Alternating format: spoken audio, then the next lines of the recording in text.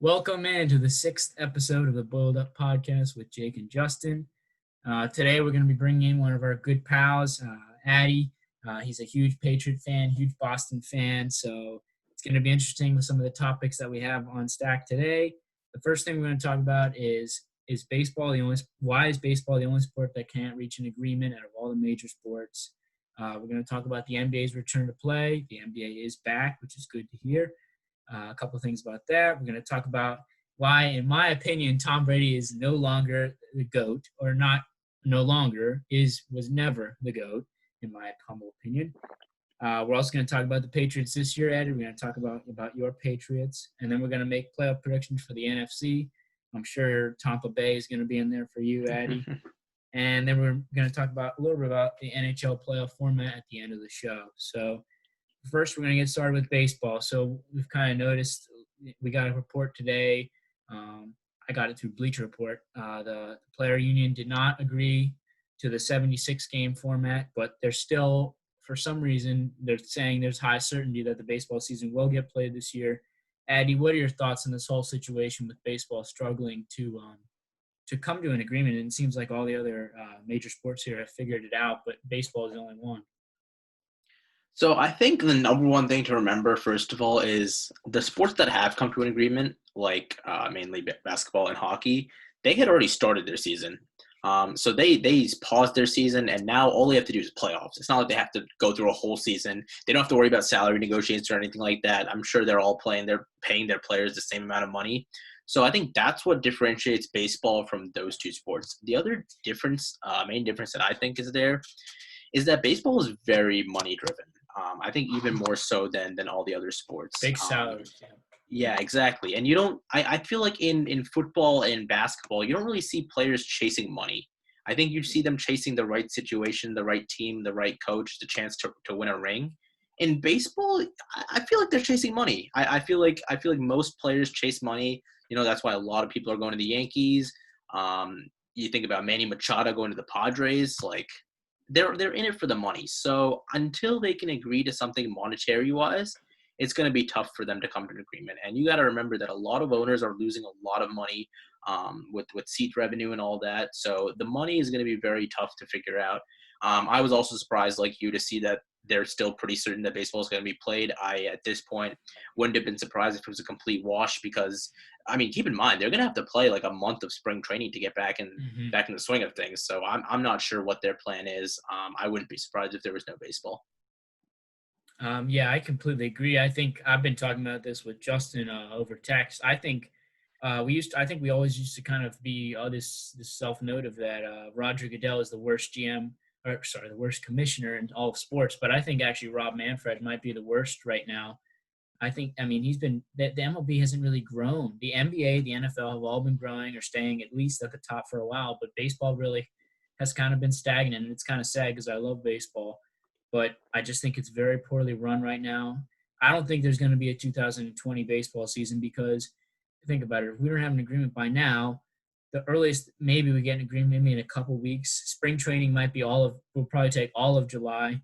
Then you're into August, and then you're into September, October, November. I mean, you're going to have to be playing the World Series in the middle of December. So unless you play at an isolated location where it's an indoor stadium, I don't see how it's going to really work. Maybe that's what they're planning anyways, with the probability of having no fans. But I think it's kind of sad because I think the NFL really has benefited greatly because they have had so much time. They're going to plan this all out. The NFL is going to probably be fine, I think. But the rest of the NBA was in a tough situation. So was the NHL, and they found solutions. So I don't know what's going on with baseball because they actually had even more. They had time to prepare. Their season hadn't started, so they were kind of like the NFL, but they came up short. So I agree with everything you're saying, Andy. Justin, do you want to add anything? Yeah, well, another thing with baseball is a lot of these guys come up on small deals and they end up playing 4 or 5 years, not making a lot of money.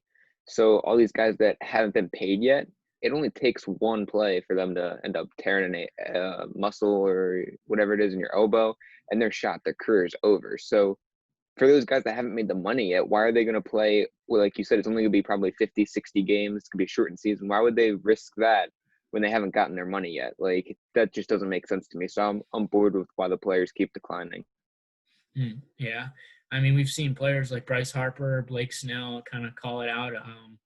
Was that guy? The guy who used to pitch for the Indians. He also called Oh, him out. Bauer. Bauer, yeah, Bauer Trevor called Bauer. him out. So that's shocking. You don't see any NBA players of those type of capabilities really calling out the NBA coming back. So except for Damian Lillard, but his team, doesn't really have a shot at the postseason. So I can kind of understand where he's coming from. It's a little bit of a different situation too. But yeah, we are going to move to the NBA now. So the NBA is back. We got a 22-team format coming back. We got 13 teams out west, 9 in the east. We're going to be starting up July 31st. I think a lot of the facilities are reopening for teams to practice in a lot of areas. So a lot of players are starting to get reps again. They're getting ready for the season. We're seeing a lot of players tweet out that they're ready. Kyle Kuzma tweeted out today he can't wait for the season to begin. He's going to be playing for the Lakers. They're going to be running deep to the postseason. So the first question that we're going to talk about the NBA here is who we think has the biggest advantage coming off of the layoff. So, Adi, you're going to get started again.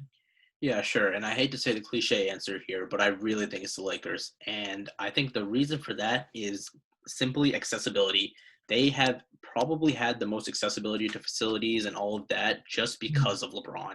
And I think that LeBron factor this year, especially, is really going to take them over the top. I'm sure LeBron has his own court in his house right there, so no problem there. And I read or watched something.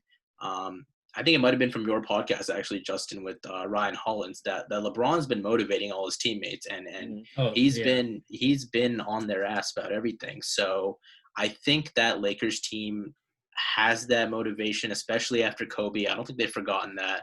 I think they've had the accessibility to be training, and I really think arrested LeBron 2 months of rest before the playoffs, like, come on. I think it's going to be a very dangerous team to play, and I don't know if any team can stop them. I really don't.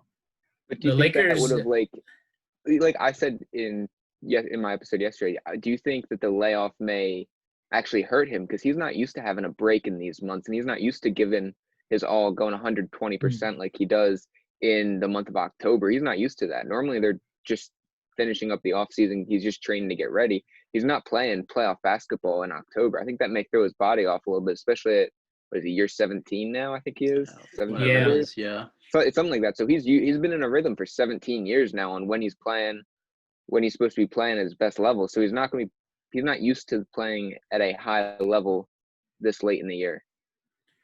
I'm not. The Lakers are not my pick. I just want to make a little tidbit here. I think that I love LeBron. I'm a big LeBron fan. I think he's ready. I think he is ready. I think this year's been different. We saw LeBron talking early in the season. This was his revenge season. This is his washed king season. I think he just wants it more than any of these other players right now, and I think it makes sense why he's on everybody else's. He's yelling at his teammates, telling them, maybe texting them, telling them to come to his court. I mean, I'm sure that he's been working out with AD a bunch. Oh, yeah. So, but my surprise team. I don't know. Sorry, not my surprise team. The team that I believe that has the biggest advantage coming to the layoff is actually a team that's not even in the 22-game return format. It's the Golden State Warriors. I think it's a pretty easy pick too. First of all, the season ended early for them, and they had the worst record in the NBA. But Steph Curry was just coming back, so a little bit of fear for Warriors fans was, maybe 8-10 games. Steph Curry wins them a couple games, they move out of that number one spot with the best odds to get the number one pick. Now they don't have to deal with that. Maybe a freak injury to Steph Curry happens, and because of the shortened season, he would have to play like 2 months later, maybe misses more time. Now he's fully going to be rested for next season. Klay Thompson's going to be fully rested for next season. They're going to get at least the top 2, top 3 pick. I think they should go after James Wiseman. He's the best center in the draft. I think he's the best player in the draft. If they get him with Draymond Green, Klay, Steph, and Andrew Wiggins too, and maybe a couple contributors that they pick up in free agency. Oh my, that team scares me. That team, that team is going to be. I honestly think, and it was sad to see the Warriors kind of just crush everybody else for the last 4 years, but I really think they could return to the finals next year. I mean, they got the best shooting duo to ever live, so automatically that puts them up there. But now with the addition of number 1, number 2, number 3 pick, they're going to be locked and loaded. They're going to be tough to beat next year. I think this really benefits them just getting that extra rest. I think the Warriors would be better next year than they were through that dynasty. I think that team would actually end up being a better all-around team. I think it'd be better fit, like it would have a better Yeah. build to it because it would be more well-rounded. You wouldn't have. I feel like there's a lot of chemistry issues in there. Too many ball-dominant players between Steph and KD. I feel Yeah, like this team I with agree. Wiggins and his off-ball movement, you get a true dominant center they didn't have since Boogie went down. I think that starting five would actually be one of the best starting fives ever. I mean, think about it. That 73 win team was just so much deeper than the teams that they have with KD. And Mhm. yes, in the playoffs, the depth doesn't matter as much. And they were able to dominate with KD, obviously. I think that with KD on the team, they're a better team, but I think like a better team in the playoffs. But I think that longevity wise, that team's going to be top of the West, better in the regular season, less chemistry issues, more just focus on basketball. And I think that's exactly, they're going to get back to that 2015, 2016 season or whatever it was where they just dominated everybody in the regular season. They're going to be tough to beat. Justin, who's your pick? I have to go with the Clippers. I mean, the Clippers only got to Mm-hmm. play 5 to 8 games together with their Load regular starting management five king. lineup. Yeah, well, and between Paul George being hurt, Patrick Beverly and Lou Williams had some injuries. That whole starting five never really got a chance to gel and come together. And I think with every team having this layoff, they're all going to be none of their chemistry is going to be great right now. Nobody's been playing basketball together. I think this gives the Clippers an advantage. They're all healthy now. They'll have time. These 8 games will be great for them to kind of gel together, get motivated together. And I think this time off has really helped them. I wish we had same views on this, but I hate the Clippers so much. I can't stand them. I've hated them since that July trade. I hated that. I hated how 2 players were able to negotiate with each other and force themselves onto it. Well, Kawhi did sign with him, but he forced Paul George into the situation. It kind of reminds me of that Miami Heat team when I actually used to pretty dislike LeBron because he kind of joined onto a bandwagon. And I think that's kind of what the Clippers are doing. We see a lot of players just bandwagoning on. So I can't root for a team like that. I hope they actually I hope they lose like early in the playoffs because I would really love to see everybody's reaction to that. The Clippers, who have been the heavy favorite all season until, recently, the Lakers sort of a little bit higher in odds right now. But for most of the season, they were all, no, the Lakers can't beat them. They have too much depth. That's all I'm hearing. But then LeBron beat them in the Clippers home game, whatever you want to call that Clipper home game. Not really a home game. In March. And I think that kind of got everybody woke, and they were like, I think the Lakers are closer than we thought. I think they might even be better. So I just can't wait to see the Clippers fall. That's the only thing I want, even more so than, I'm a big LeBron fan. Obviously, I want the Sixers to win overall, number one. But if there was something that I had to give, that was my number 2 behind the Sixers, it'd be seeing the Clippers fall because I hate Kawhi Leonard. He's load managing. He's scared. He's obviously scared to get injured, which he can't be. I mean, I'm not a big Michael Jordan fan, but he played a bunch of 82-game seasons. He was tough, So I think Kawhi Leonard is kind of the opposite of that. And it's disappointing to see because he's letting a lot of fans down who come to the games to watch him play, and he's just sitting because of, tired, which is stupid. But, Well, apparently, a quad. He actually has a quad injury. Yeah. According to Ryan Hollins, he has a quad injury, and his quad flares up. It flares up every 3 games.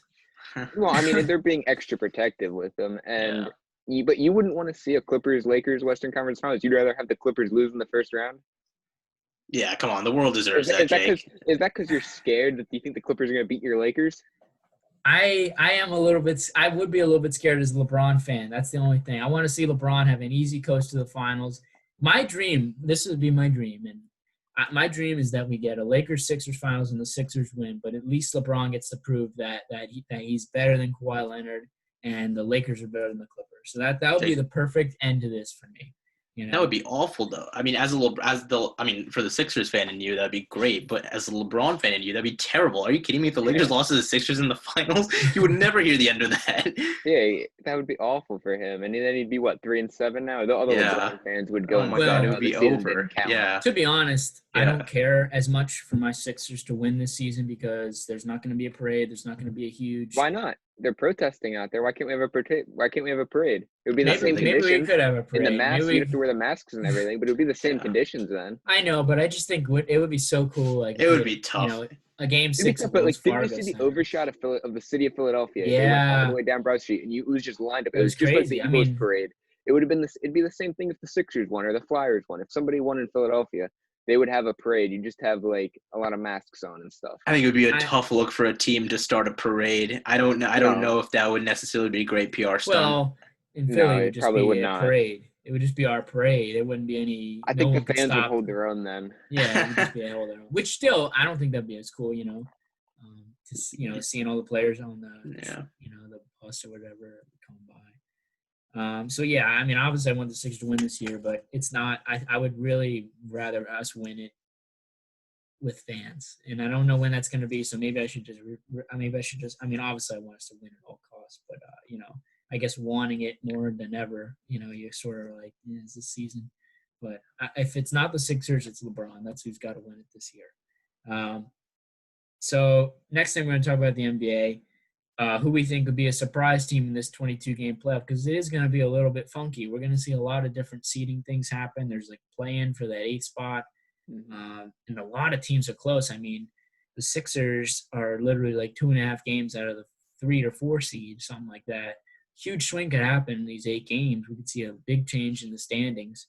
So, Addy, who do you think could be a surprise team that could not necessarily move up in the standings, but just a team that after this layoff could surprise some people and maybe make, a decent run in the playoffs? So I want to preface this answer by saying one of the reasons I dislike basketball and the NBA specifically is because of a lack of surprise teams. I think there's very little deviation from the norm in basketball. Obviously, it's been that way for the last, or at least the 4 years before last year.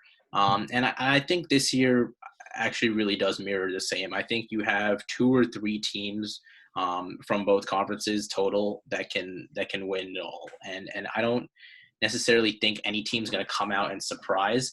But I will name 2 teams. I think the Nuggets are criminally underrated. I have long thought they're underrated. I don't know what their actual seeding is. I think it's probably is it 3 or 4 somewhere. They're 3. 5, 3. I think Yeah. they're 3 right now. And I think last year they were the 2 seed, and they went to that Game 7 against Portland, and were 1 game away from going to the conference finals. I think that team has a lot of pieces, and I don't think enough people talk about them.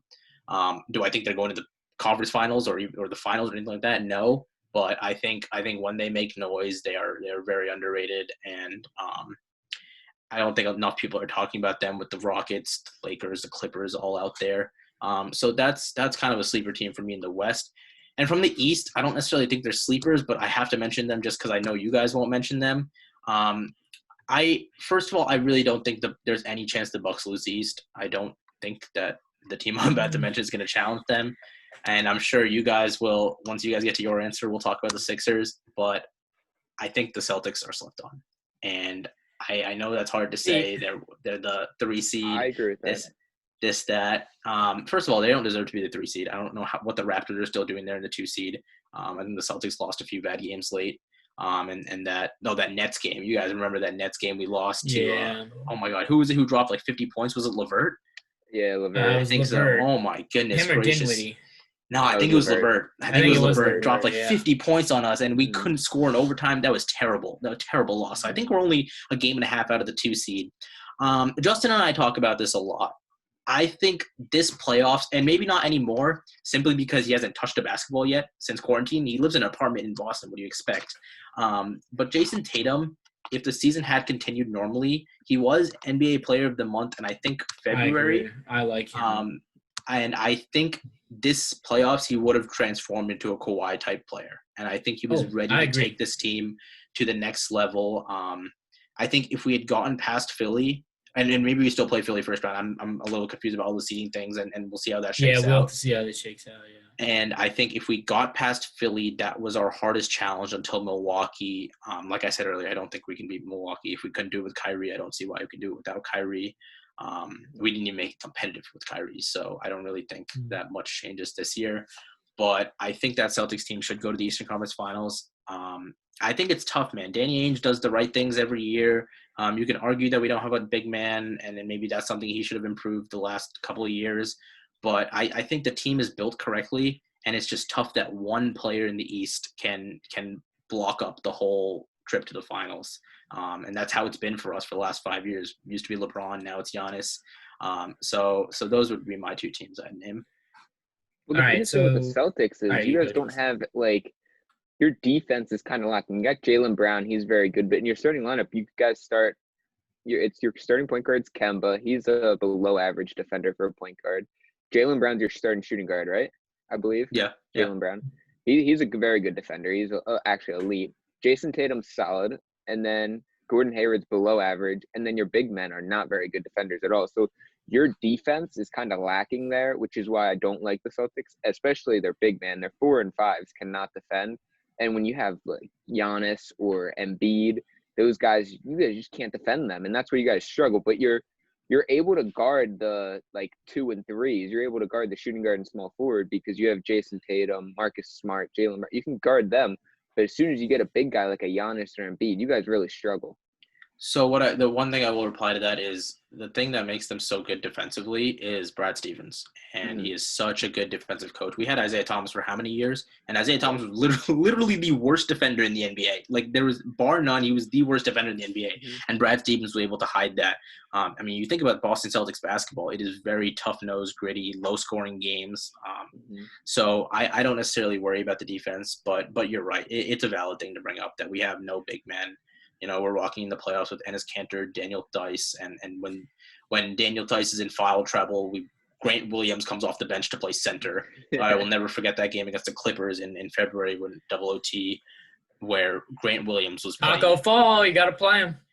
I mean, hopefully eventually. We also have Robert Williams we drafted, I think, last year. So I don't really know why these people aren't developing, but you're right. It's a valid concern. So a little bit of tidbit on what you took there, Addy.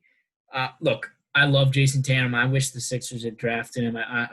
He would have been the perfect fit with Ben Simmons and Joel Embiid. We probably would have been champion. We would have won the championship these last couple of years with that trio. Yeah. But the Nuggets, I disagree with out west. My concern with the Nuggets is just, look, we've seen this reports about Jokic losing weight. It's not really Jokic for me that is the problem. I don't think that they have enough to really. I think they lose in that first. I think they lose in the first round. Right now, they'd be playing the Rockets, and I know Justin likes the Rockets a lot. No, they wouldn't. They wouldn't. No, they'd be playing the Mavs. Yeah, because that wouldn't be. It would be. They would be playing the. It's not the Rockets because the Rockets play the Thunder in the first round. I think it is the Mavs. Is it the Mavs? Yeah, I think it would be the Mavs. Yeah, that makes sense. Maybe it's the Mavs. Yeah, that'd be right. Oh, yeah. Well, regardless of who they're playing, because obviously we don't know who they're playing right now. Those seedings are close. But I think I would take a team like the Mavs, the Rockets, whoever ends up in that 6th spot, because I know it's a tussle right now. I would take both those teams over the Denver Nuggets right now, mostly just because of duos. The Houston Rockets have one of the best backcourt duos in the league, maybe the best. And I really love the Mavericks. The Mavericks are my pick for who can make a surprise team in the playoffs. I'm going to tell you why. I love Kristaps Porzingis. When he's healthy, he's amazing. He had some games this year where he would put up 30+, 10+ rebounds. He hasn't played a lot this year. He's always hurt. That's the problem with him. But when him and Doncic play together, like I remember there was a game in January where the Doncic and Porzingis were healthy, and they played the Lakers, and they blew them out of their own gym. They won by like 30. It was insane. And they both of them combined for like 50, 60 points. The 2 times that they played the Lakers, they've had Porzingis and Doncic, and they played the Lakers really hard in the first game, and then they dominated them in the second game. So I really like the Mavericks. I think the Mavericks make a move in this postseason. I think they win a series. I think they win a series, maybe 2. If they can get to that second round, I think they can get to the second round, obviously, if I'm picking them as a sleeper team. But then they're going to be playing either one of the LA teams. I think if it's not the Lakers and it's the Clippers, I would like the Mavs to win that series or at least push it 6 to 7 games. I love the Mavericks. I'm all aboard that train. I think Luka's going to prove a lot of people wrong in this postseason. A lot of people say he hasn't proved anything because he hasn't really proved anything.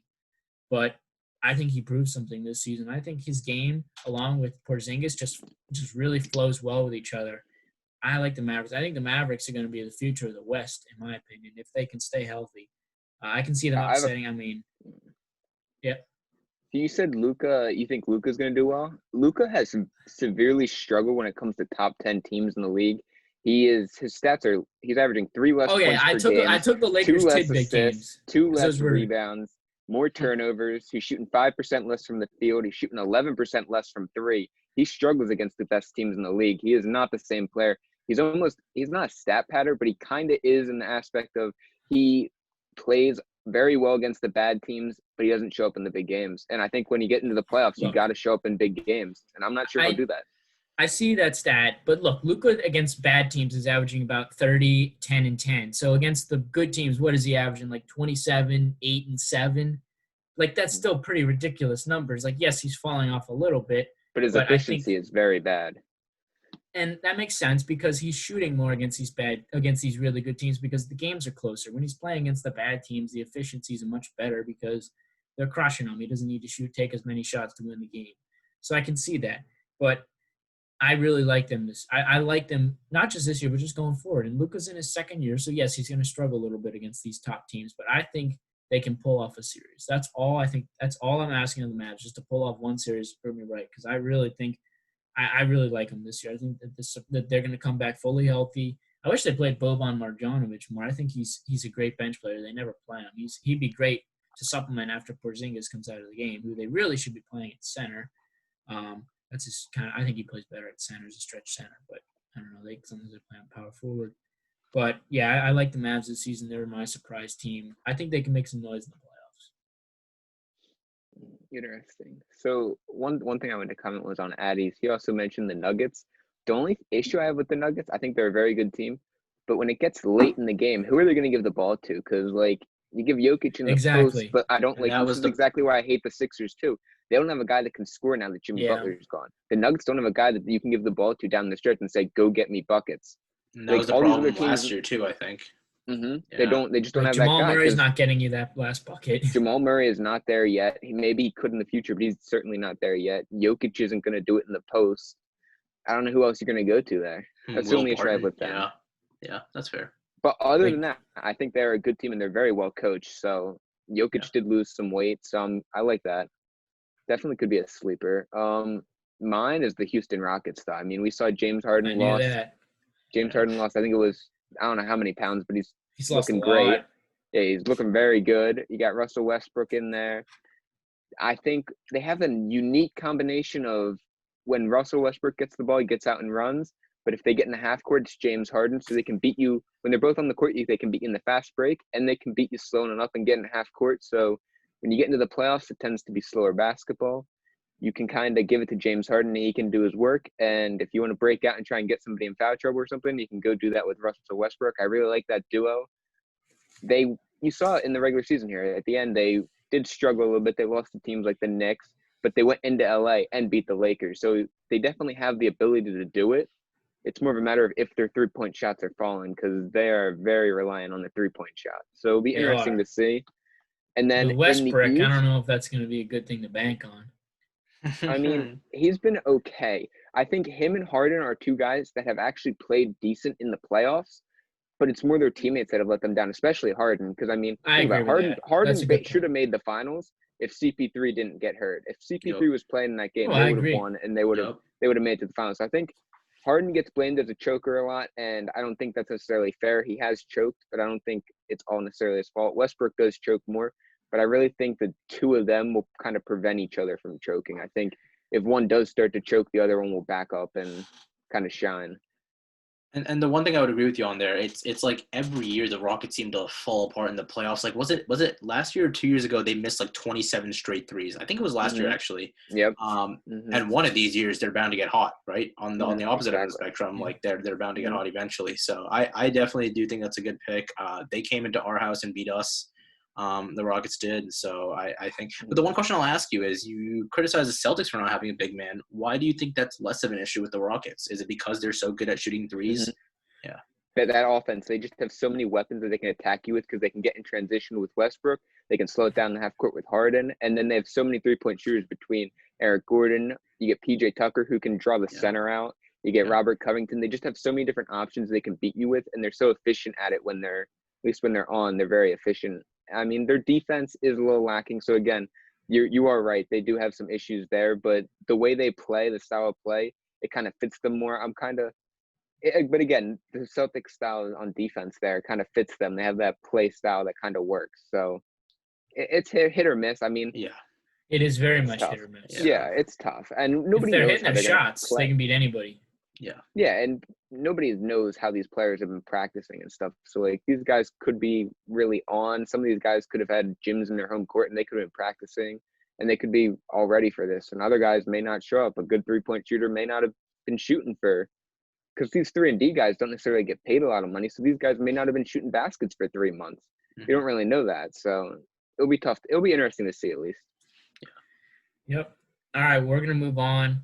This is going to be my favorite topic, definitely of this show. So after Addy, I want you, first of all, we're going to talk about Tom Brady, and this is a big thing that we talk about. You believe Tom Brady is the GOAT, correct? Yeah. So I'm going to let you explain why you think Tom Brady is the GOAT, and I'm going to tell you exactly why you're wrong. Okay. Yeah. So bear with me here. I do have a lot prepared about this one subject. So I think let's look at the big picture here. I think most people agree that Tom Brady has had 2 Hall of Fame careers, 2001 to 2009 or 2010, whatever, and then from 2010 to present. I think that's fair to say. He won MVP in 2007, in 2010, and in 2017. So he's got MVP scattered across rings. He's got 3 in the first half, 3 in the second half. So I think it's fair to say that he has 2 Hall of Fame careers. I'm not a big fan of looking at it statistically because it is a different NFL, both good and bad. Good meaning, just better offenses, this, that. Bad in the way that we have free agency now, and you're not like Joe Montana sitting with Jerry Rice his entire career. So it's a different NFL. But that being said, Brady's second in most categories behind Drew Brees, and he's first in every single playoff one, bar none. So let's just go through. I think what's important here is let's go through year by year and both Patriots successes and Patriots failures and see what Brady did. And why I don't think all of the blame necessarily falls on him and in their successes. I think he does deserve a lot of credit for them. So we'll start with 2001 when we beat the Rams for our first Super Bowl. That was the greatest show on turf we were up against. The Patriots were 14-point underdogs in that Super Bowl. And just think about that in today's terms. When would we ever see a 14-point underdog in a Super Bowl? Ridiculous. Never. And when we got the ball back with less than 2 minutes, I think it was like 1:42 on the clock at our own 30, whatever. Everyone was saying, the announcer was saying they should just take a knee. What's Brady going to do here with a minute 40 left in a tie game?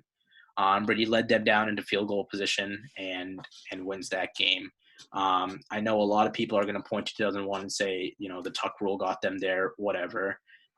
First of all, I think the Tuck rule game in itself was an incredible feat to win that game in that snow. I don't necessarily put that all on Brady, though. I thank Vinatieri for that one.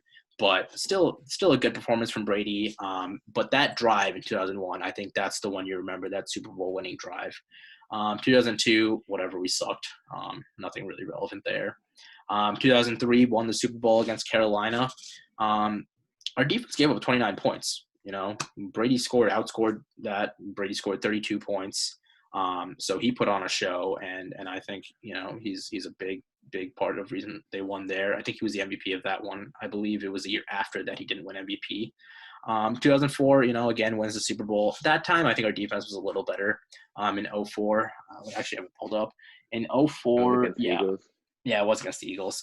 So we had the 7th-ranked offense in terms of yards and the 9th-ranked defense, but our defense was ranked 2nd in points that year. So we had a good defense. Brady played well. He didn't win MVP of that game. Whatever. He didn't hurt them. Whatever. Wins the ring. 3rd ring in 4 years in the NFL. 2005 weren't great. I think lost in the wild card round or divisional round to the Broncos. And now here's where it starts to get interesting. All right, so 2006, this is the year that Manning won his first ring against the Bears, Rex Grossman's Bears. Not enough people remember what happened the week before that, though. We were in the AFC Championship against the Colts. And actually, let's go back a week before that, too. Divisional round. We're in San Diego against the 14-2 Chargers. We beat the 14-2 Chargers in San Diego to go to the AFC Championship. Granted, I think the Chargers missed like a 50-yard field goal at the end that would have tied it for them. Typical Patriot luck. Yeah, you know what? You want to talk about Patriot luck? Actually, a few plays before that or earlier in the game, it was pretty late in the game. Brady got picked, and I think that pretty much it wouldn't have sealed it, but it was like, oh god, there's no way we come back from this. And in the interception return, Troy Brown comes in and knocks the ball out, and we got the ball back. So that Chargers game was definitely a little bit luck. Not necessarily sure if we should beat that 14-2 team. No. But going into Indy in 2006 in the AFC Championship, we had a 21-point lead. A 21-point lead, and our defense gave that up. And obviously, if we beat that Colts team in Indy, Rex Grossman and the Bears are not beating us in Miami, right? So that's that right there. I point to that year and say we should have won the ring that year because we should have won that AFC Championship and we go on to win that Super Bowl. So that 2006 year is one I point to when people say, "Oh, Brady's defense has carried him." You know, Brady's defense kind of screwed him there. 07, obviously still to this day, the best team of all time, no doubt in my mind. I don't care what you say about the ring, this, that, anything. It was simply bar none, the best team of all time, most dominant team of all time.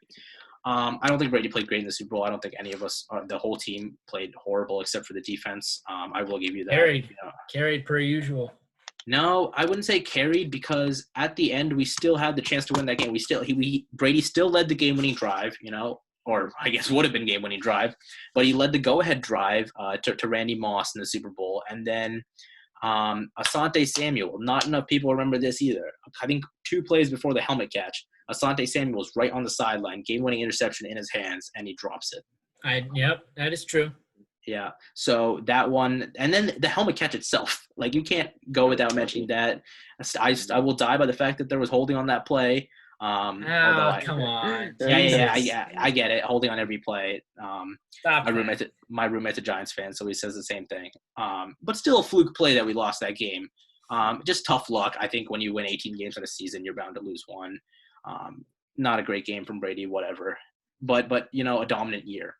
08, he was injured. 09. So this one I don't even want to talk about. That was actually the worst Brady playoff performance of all time against the Ravens. We lost wild card weekend, but we lost Welker the week before. So week 17, Welker tore his ACL, so we didn't have Welker in that wild card game, and Brady was horrible, god awful. I think he had 3 interceptions in the first half. It was the worst game I've ever watched. Nothing to say there.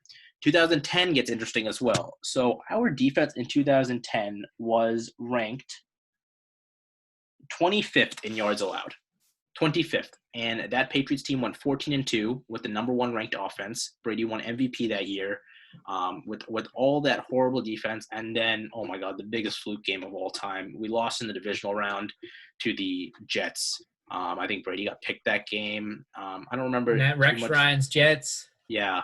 I mean, it was Cromartie, Revis Jets, Bart Scott. It's a tough one to.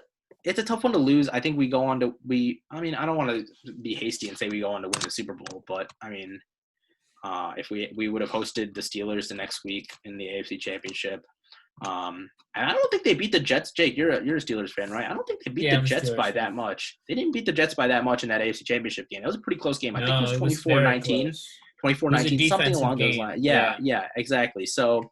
I if the Steelers have to come to New England, Steelers, Patriots, AFC Championship, you know how that ends every single time. So we do go to the Super Bowl, and we get that Brady Rodgers Super Bowl that everyone's been dying for. And I think that would have also proved some of my case here about it. I think Aaron Rodgers would have beat your guy. Maybe. I mean, now we're reaching. That was Aaron Rodgers when. No, that's all what if. Yeah, right. I'll get to Aaron Rodgers. I'll get to Aaron Rodgers later. Right. So, but my point there with 2010 is bad defense. Brady wins MVP. Brady leads them to a 14-2 season. Played well. 2011, we lost Super Bowl again to New York. Our defense was ranked 31st that year. 31st. We had the 31st ranked defense, and we went to the Super Bowl. And that game I actually am more upset about than the 2007 game. I think in 2007 they outplayed us. In 2011 we should have won that game. It was a very fluky game. We started off the scoring. Brady took a safety on the first play because he launched the ball in the middle of nowhere, intentional grounding in the end zone. I didn't think Goods did that. No. Throwing the ball in the middle of nowhere? Like literally. I've seen a lot of Brady doing that lately. Like literally throws it to midfield. There's no one even remotely close to it. It's because it wasn't a 5-yard slant. But Welker, not enough people remember. At least Patriots fans will remember. You ask any Patriots fan about this game, and they'll remember this. But I love Welker Wes dropped. Walker. He was great. Yeah, exactly. I loved him too. But he dropped an easy third down. I might have been second down, but I think it was third down with 5 minutes left in the game, and that seals the game. That puts them at like the Giants 35. We were up by 2 at that point. We probably run the clock out. At the very least, they get the ball back, needing a touchdown with like a minute left or whatever. That's a tough one, and any Patriots fan will point to that when you mention Welker and say that's we had a chance to win that game. And then the very next drive, I think this play, I actually stand by this. This play was more incredible than the helmet catch. I don't know if you guys remember the Mario Manningham catch on the sideline of that Super Bowl. Yep. Oh my goodness! Toe tap. I mean, how can you throw a ball any better than that? Catch a ball any better than that? That is what that that hurts me way more than the helmet catch. I was like, oh my god, did he really just catch that? So another fluky play. We end up losing that game. Oh, but the thing is, even so, we got the ball back with like a minute left. I don't think we had any timeouts, and we were down by 4, and we still could have won the game. We had 2 drops on that drive that would have each been 20 yards. Aaron Hernandez dropped one. That would have been a good 20 yards. Branch dropped one right over the middle. That would have also been another 20 yards, and now that would have gotten the ball rolling. Brady converted a 4th and 17 on that drive to keep the drive going, but it was far too little, far too late. 2011, I think we should have had another ring. 2012, we lost the AFC Championship to Baltimore. That's the Baltimore team that went on to win. That was the Ray Lewis year. Yep, that was exactly. I mean, at that point, like Ray Lewis, Ed Reed. I think we had a bad defense that year too, though. We had the number 1 ranked offense actually that year by yards and points, and we had the 25th ranked defense in terms of yards. I don't really think Brady showed up necessarily that game. I think he had one really bad pick in that game, if I remember correctly. Not a great game by Brady. Our defense kind of let us down, but we didn't score that many points. I think the final score was like 28-13 or something like that. So whatever, but Brady was great that whole year. And now is when I think after 2012, every single year, there was no year you didn't go into it saying, okay, the Patriots are, I think every year you say, okay, the Patriots are favorites to win the Super Bowl. Every single year consistently for like 8 years after 2012. We'll start with 2013. I can't deny that. Yeah, that's true. We'll start with 2013. This was the year we lost the first time we lost to Manning's Broncos in Denver in the AFC Championship. This is the year that they were like historic. They had the great offense. Manning went off. Julius Thomas's coming out party. They had DT, Decker, Welker. So that AFC Championship really frustrated me. Yeah, exactly. We were underdogs. We were underdogs in that game. I think it was like 3.5 point line. Let me read out who Brady was throwing to and the production he got out of his players. So first of all, we had 64 rushing yards that game. We lost 26-16, by the way. We had 64 rushing yards, and 7 of those yards were Brady. So 57 rushing yards from the rest of our offense. Edelman had 10 catches. That's great. Shane Vereen had 5 catches at next best. And now let me read the rest of the people catching passes from Brady in this game. Austin Collie had 4 catches. Aaron Dobson had 2 catches. Michael Hoamanui, and if you're not a Patriots fan, you don't know who Michael Hoamanui is. Nope. All right, 2 catches here. But Matthew he lost Mulligan. The game, so why are you telling me all this? Because he had no one to throw to. That's my point. Why is that an excuse? What do you mean, why is that an excuse? We had no weapons. That's a fair excuse. He had Edelman. Vereen was still very good. Vereen was one of the best pass-catching backs in the league that year. That's it, though. That's it. After that, that's it. There's those 2. That's it. No Gronk. Gronk was out for the rest of the year that year. Now, our last pass catcher of the game was Matthew Mulligan. And for Hooman, I said, if you're not a Patriots fan, you don't know who he is. For Matthew Mulligan, if you are a Patriots fan, you don't know who he is. I have no clue who this guy is. I didn't even know he was on the Patriots. Meanwhile, on the other sideline, Manning is throwing to the likes of DT, Eric Decker, Julius Thomas, Wes Welker, Jacob Tamme, and Andre Caldwell. Those were who caught passes from him in that game. And I don't think we should have. Yeah, I mean, yes, but my point is to even get that far, I think was incredible. I think we played in 2013. I think we played the Colts in the divisional round, steamrolled them. But that 2013 game, not necessarily a game we should have won. I think to even have it at 16-26, to be honest, the score doesn't tell the full story. It was a very lopsided game. We were down 16 in the last few minutes, and we scored a touchdown and couldn't convert the 2-point conversion. And we went down 10, and then it's whatever at that point. 2014, we won the Super Bowl against Seattle. This year is really the year for me that as a biased fan solidified Brady as the greatest of all time. I think for unbiased fans, it was the Super Bowl against Atlanta. But I think for Patriots fans, it was this fourth ring that really set the stone for us because he tied Montana.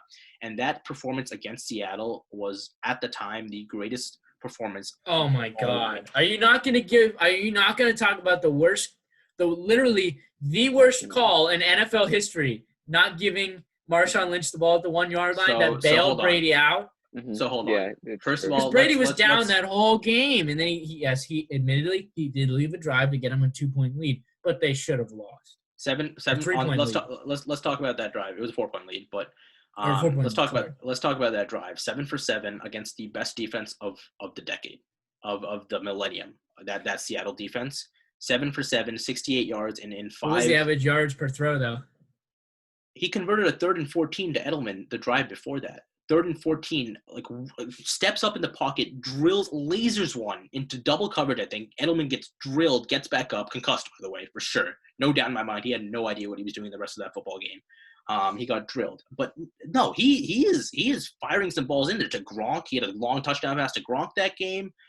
He had I think his touchdown to LaFell was a slant. Edelman's touchdown was also a slantish play. Yep. But the Gronk touchdown was a long throw, and he rifled one to Edelman. No, his arm strength was great back then. He rifled one to Edelman on 3rd and 14. I'll give him that. But that 3rd and 14 play, I think, was when they were down 10. And down 10 in the fourth quarter, I think that at the time, that was the greatest comeback in Super Bowl history. Down 10 in the fourth quarter against that defense, ridiculous. And now if you want to talk about the whole Malcolm Butler thing, first of all, don't forget that the Seahawks got the ball back with 2 minutes left. They really shouldn't have been in that position. You're not going to mention the Jermaine Kearse catch, like 2 plays before that. Sick. That bouncing catch, that was amazing. Yeah, yes. like come on. Mm-hmm. And actually, believe it or not, I'll mention this that pass decision. So at school, we had this guy who gave a talk. He works at some hedge fund. He runs some hedge fund or whatever. Smart guy, very mathematical guy. And that firm, it's actually Philadelphia based. It's called SIG. I don't remember what it stands for, but it's finance firm. And he's basically trying to start some sports marketing, betting, whatever.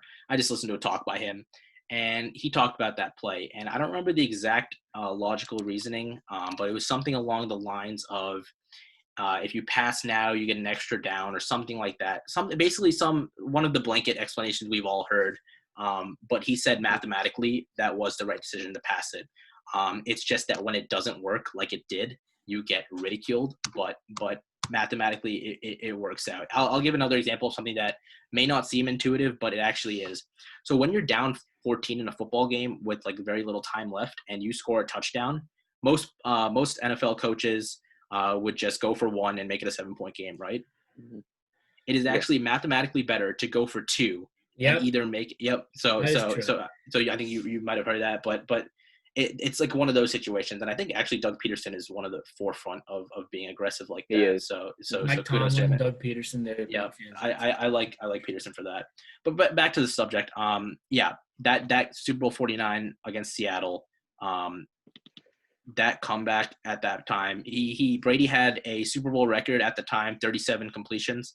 Obviously, he broke that a couple of years later. But that Seattle game, that's when I thought to myself, okay, Brady has just tied Montana in terms of rings. I think he is now the greatest quarterback of all time. All right. Moving on to 2015, I'll speed it up. So there's so much fanboy going on. I don't think I'm going to take any more of it. We in 2015, that was the second time we lost in Denver in the AFC Championship. We were favorites in that game. We should have won that game. First of all, that game should have been in New England. The last 2 weeks of the season, all we had to do was win one game at New York Jets and at home against the Dolphins, and we would have had the 1 seed. The Jets game, we won the toss in overtime and then elected to kick for God knows what reason. We elected to kick, and then Ryan Fitzpatrick goes down and leads the game-winning drive. The Miami game the next week, we lost because we were trying to run the ball and be conservative to save Brady to make sure he didn't get injured. We ran the ball. we lost, and Brady got injured. So it was just the stupidest gameplay I've ever seen. We lost that game. And then that week 17 was also the same week that Brock Osweiler got benched. Manning comes in and wins the game and gives the Denver the 1 seed. Anyway, in that 2015 AFC Championship, our leading rusher was Tom Brady. I think our weapons were a little better that game. Gronk and Edelman both had 15 catches. Dola had 5. But the reason we lost that game was Stephen Gostkowski. Stephen Gostkowski missed an extra point in the first half. And when we were down by 8 in the fourth quarter, we had the ball to end it. And Brady converts on 4th down twice. 4th and 10 once, and then 4th and goal to tie it, or 2-point conversion away from tying it. If Gostkowski makes that extra point in the first half, we don't need the 2-point conversion to tie it. We go to overtime at least. And Belichick had some questionable decisions that whole game too. We went for it twice on 4th down in their territory late in the game. If you kick field goals there, we end up winning the game. Not necessarily a huge fan of the decisions, but it's fine. 2016, we beat Atlanta. I don't want to talk. We don't have to talk about that. I'm sure you'll bring that up, so I can respond to that. Whatever. Now we'll talk about the Eagles year. So in the AFC Championship, got the MVP's jersey on. Yeah. The backup quarterback who outplayed the GOAT. That's where you're completely wrong. And that is wrong. Look, I agree with that. I will give you this. Even Brady I'm an did Eagles ball out fan, and that I game. admit that. Brady balled out. So the week before that, we were down 10 in the fourth quarter against the best defense in the league at the time, Jacksonville. Brady leads the comeback with 12 stitches in his throwing hand, and I think he still had those stitches in for the Super Bowl. Whatever. Oh, jeez. In the Super Bowl, we had essentially 3 receivers: Danny Amendola, Chris Hogan, and Gronk. That's pretty much it. And Brady throws for 505 yards. That defense that year, we were ranked 29th. He had a horrible defense. And still had James White, though, out of the Yeah, you still had James White out of the backfield. Yeah, that is true. No, don't complain about the weapons. You lost that game because of your defense. Well, why can't I complain about – well, don't forget, we had 2 wide receivers that went down that year. So we had Cooks went down earlier that game, and Edelman was out the whole year. So, I mean, at full strength, I mean, if we had Brandon Cooks and Edelman, to be fair, I don't know how much better we can do offensively, so I don't really know if that makes a difference. But, the defense cost him that game. There's no doubt in my mind, whatever. And then the final year, or second to last year when we beat the Rams, I don't want to talk about that Super Bowl. Wasn't a great game, defensive battle. Yeah. But that AFC Championship, though, to go into Kansas City and beat that Chiefs team in Arrowhead, we were down twice late in the fourth. He led 2 go-ahead drives in the fourth. He had 348 yards, and then that overtime drive to convert 3rd and long 3 times in that environment, in that cold. One of the that game for me is one of my favorite games watching on TV. I really don't remember any other game that had me that thrilled, and I felt like we could win it, but it was really back and forth. So moral of the story, I think when you look at it year by year, you see that some years maybe he did get bailed out by his defense a couple times, but he's also carried some bad defenses to the finals or to the Super Bowl. And year in, year out, he's actually pretty consistent. And the fact that we've been able to say for the last 20 years that every year we expect the Patriots to win it all is a testament to Tom Brady. So that's what I have to say on that. And now I will sit back and listen. Okay, so Adi, you gave Justin and I about a book this thick about the history of your New England Patriots. So your information was up here, but your accuracy and logical thinking is around here. It's very low in your argument. So first of all, yes, I will give Tom Brady this. There were some things that you said that I agree with. And I've said this about Tom Brady. I believe he's one of the most clutch quarterbacks that we've ever seen. He's super clutch. He's got a clutch gene that we have. He's one of the best clutch throwers of the football in NFL history. I give you that. I'm not saying Tom Brady's a scrub, but you and Patriot Nation, which seems to make up about half of America nowadays, or really Tom Brady Nation, has this awful thought that Tom Brady is the GOAT, is the best player to ever play the position of quarterback, and it's just not true. First of all. And this is just a little tidbit stat. It doesn't mean much to me. The passer rating stat we know is a little bit off the mark. It's not particularly correct. But in the one passer rating stat, he's 3rd when you take into the postseason. If you just take the regular season, he's 5th all time. So he's clearly not leaps and ahead of the competition to be the GOAT. We see guys like if we're talking basketball, we see Michael Jordan who has the highest PER in NBA history. So that's a big thing, PER, and that's why a lot of people like Michael Jordan. It's pretty clear he was the GOAT. He was not really a product of a system. In my opinion, Tom Brady was a very much of a product of the Bill Belichick system. I believe that the MVP of the Patriots the last 20 years is Bill Belichick.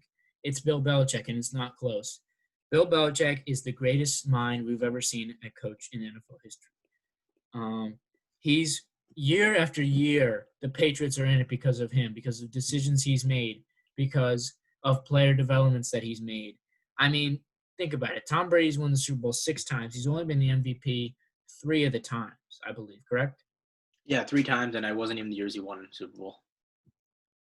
So my issue with that is the guys who won the Super Bowl, Aaron Rodgers, Joe Montana, Dan Marino, I believe that they won Super Bowl MVP every year that they won the Super Bowl. Those are 3 guys, and I honestly, because of just his legendary ability, even though he didn't win anything, Steve Young was also a better player at the position of quarterback than Tom Brady ever was. Those 4 guys were statistically better than Tom Brady. If you had put those 4 guys onto the New England Patriots over the last 20 years, right? You put one of those guys on the New England Patriots, they win 8. They win at least 6. They win probably – I think if you put Aaron Rodgers, who has the highest pass rating in NFL history, and it's not close, I think if you put Aaron Rodgers on the Patriots the last 20 years, they would have won all 9. It wouldn't have been close. They maybe would have won more. Would have been a Bill Russell type situation. With what weapons, though? That's what I'm talking about. Rodgers had the weapons. Aaron Rodgers – the year that Aaron Rodgers was at his best receiver was Jordy Nelson, who was great, but he didn't have a lot of other guys. He had Jordy Nelson, Randall Cobb, and in the olden days, Donald Driver, Greg Jennings. Aaron Rodgers had a lot of good weapons outside of the past couple of years. And even the past couple of years, he's had one of the top 5 wide receivers in football. He's had at least one good weapon. Give me Peyton. Remember the year Peyton Manning went for 56 some touchdowns? He had the best weapons in the league. Aaron Rodgers had weapons, yes, but he didn't have weapons of that level, and he was insane. Aaron Rodgers at his peak is probably is obviously the greatest quarterback ever, and he's still amazing. He's going to be longer longevity-wise than Brady will ever be. If you take Rodgers in 7 years, he's going to be Brady in whatever – he's going to be better than Brady, whatever Brady does this season. I think Brady's going to struggle this season in Tampa Bay. I think he'll be I think he could be a product of a great offense this year, but I think he'll have actually pretty average stats, probably somewhere around his stats last year, which was around 24 touchdowns and 8 picks, which is solid. It's mediocre. It's Ryan Tannehill type level. He's been playing like Ryan Tannehill for the last 4 to 5 years. He's falling off that cliff that Max Kellerman is actually. That's one thing that I have to agree with Max Kellerman on. Yes, he's still winning. He's the Bill Russell of the NFL. I didn't see Ryan Tannehill go to Kansas City and win the AFC Championship. It wasn't on the Patriots. That's my point exactly. If you put a lot of these guys in the New England Patriots, they would have had the same success. And I hate to break it to you, but that's just true. And I'm not going to give you a history lesson about all these other quarterbacks because you can look them up yourself. I'm not going to give you a textbook page of Pat's Nation like you gave me. And I almost fell asleep through all of it because most of it was nonsense. I just think it's ridiculous to think that Tom Brady is better than any of those quarterbacks. Honestly, he's not the main. Bill Belichick is the MVP of the Patriots. That's my main thing I'm trying to get across to you. Without Bill Belichick, those Patriot teams, I don't know if they win it. They maybe win 1 Super Bowl. I think they should have won the Randy Moss year, yet they didn't. They had the best team in football, and it wasn't necessarily because of Bill Belichick. They just had the best team, 16-0. But no, Tom Brady, this ridiculousness that he's the greatest player of all time at the quarterback position, because in the NFL you can't just say, oh, he's the GOAT, played every position. No, he played quarterback. He's not the greatest quarterback of all time. He's very good. I'll give you that. He's had a very good career. I think he's a top 10 quarterback of all time. Probably a little bit top 5, top 6, somewhere around there. But I truly think he's and look, yes, he's won 6 championships, but I think in terms of his overall greatness, he's highly overrated. And sadly, it's because of a lot of Pats fans like you and your whole clan there with that whole 50% of America rooting for the Patriots nowadays. More Patriots fans than Cowboy fans bandwagoning you guys. Well, not anymore. Now that Brady left, they're all Tampa Bay fans. I'm sure you'll have a Tampa Bay jersey soon. But, yes, everybody just saw like jumping on that bandwagon, and that's why this huge talk of him being the GOAT has risen. But if you want to go back in the NFL history, it's clear these guys are better than him, and I'd take Aaron Rodgers over him. I think Aaron Rodgers is the greatest quarterback ever. That's just my opinion. I love Aaron Rodgers. I think he's just been super unlucky. He had Mike McCarthy, who's a terrible coach. I think the Cowboys are going to regret that signing. And Matt LaFleur is no better. He was just decent, He's not a winning coach. Aaron Rodgers has just been unlucky his whole career. He's been the best quarterback at his position. If in the last 10 years, he's been the best. And I think he should have won at least 4 or 5 Super Bowls if the Packers were better run. But sadly, he wasn't. If he was on the Patriots, Lord, oh my God, he would have had 9 rings if he started in the early 2000s. What, throwing Julian Edelman and Chris Hogan? Yeah, Aaron Rodgers would have made Branch that work. And Troy Brown? Aaron Rodgers could have made it work if I was out there at wide receiver. Goodness gracious. Really? Because the biggest – He would have made it work. Everyone who talks about Aaron Rodgers and has the opinion that you do claims that he had no weapons. So when he comes to New England and has even worse weapons, what makes you think he's going to do any better? Because it'd be a better team and better run system for Rodgers. Yeah. It would be a better system, coaching-wise at least. It wouldn't be the same talent level that he's had, but the system would have been better. All those rings. They would have beat the Eagles. Nick Foles had a great. They would not have beaten the Eagles. I think he would have been a step better than Tom Brady. 505 yards. He was the best Super Bowl performance of all time. Tom Brady had nothing to do with that Super Bowl. It was the defense. It was literally Tom Brady. I think Aaron Rodgers would have caught. Remember that pass that Tom Brady God! Okay, a third down, and we get a touchdown instead of a field goal. And now we're down 4 instead of 8.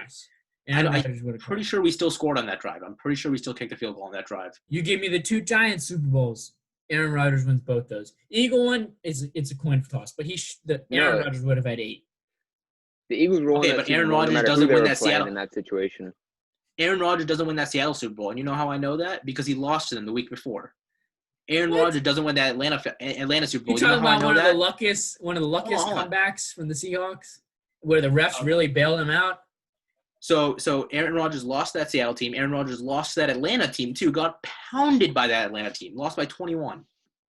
It's not his fault. The Green Bay Packers have been one of the worst-run organizations in the National Football League. It's not Aaron Rodgers' fault. Like I'm saying, this is where you're missing the point. If Aaron Rodgers was on the New England Patriots, he would have won at least 8 Super Bowls.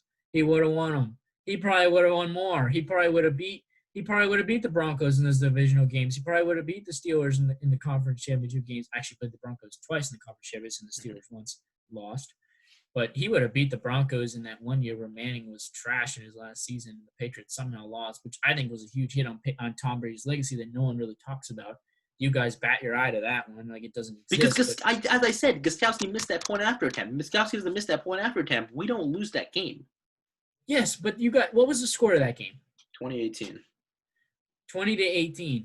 Yeah. Aaron Rodgers would have put up 30. He would have put up 30 in that game. Aaron Rodgers goes into Denver and wins that game. I'm pretty sure Denver and Green Bay played on Sunday Night Football a couple years after that. I'm pretty sure he got shelled. I'm talking about that year. I'm pretty sure he got shelled, murdered. Or it might have been – actually, no, it was that year. It might have been the year before, actually, because it would have been when Manning was still there. Packers. I'm sorry. I'm sorry. My whole point is the Packers are completely poorly run. If I'm talking about Aaron Rodgers on the New England Patriots, he would have won 8 Super Bowls, probably more. That's quite a bold thing to say, though. And so what's your? Okay, I mean, I guess he is the best pass rating in NFL history, and it's like not even close. I think my point is he's had better weapons his entire career. But the one thing I do want to say is that whole system comment. So people don't actually know this, but Belichick actually doesn't do much about the offense. Especially in the recent years, he really doesn't touch the offense at all anymore. Maybe in the younger ages of Tom Brady, he did. But we've gone through multiple offensive coordinators, Bill O'Brien, Josh McDaniels recently, some dude named Pease. I don't know where he is right now, but we've gone through a lot of Charlie Weiss way back in the day. But we've gone through a lot of offensive coordinators, and he's stuck with it. So the one question I will say to you, what if Brady does well this year? What if you're not able to use that system quarterback comment anymore, right? What if he does well in another system? Tom Brady is going into an unbelievable situation in Tampa Bay with that offense. So I don't know what you expect from me if he has a very good season, which I don't think he will. I will put you to that. I bet you Tom Brady barely does better than last year where he went 24-8 touchdown interception ratio. I bet you he doesn't improve much from that. And I know you probably think otherwise. I don't think he improves that much. They don't have a great offensive line. They really don't. It's going to be tough for them. Look, you got the weapons, but do you have the line? Does Brady still have the mobility? Jameis Winston struggled a lot because that line was collapsing.